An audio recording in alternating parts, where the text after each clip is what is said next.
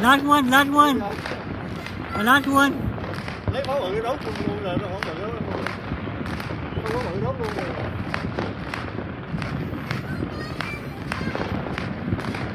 Last one. Ai dọn nhà không? Trời ơi, ai quét nhà không? Anh nói rồi. Đấy, cái tài quá. Ok, ok.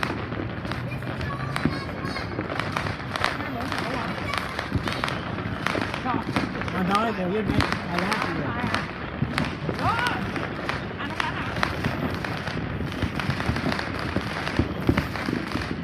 One away, one away.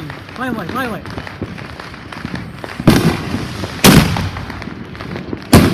Quay đi đi.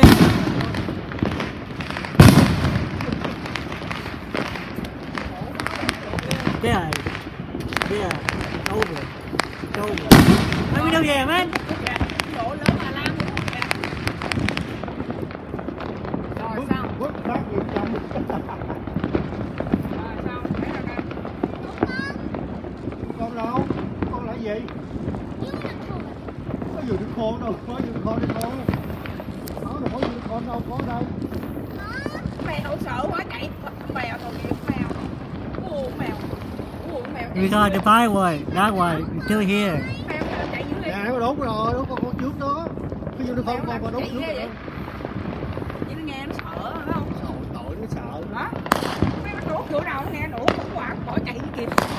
Mèo chạy quá trời. Inside, Ghê không? can't find one.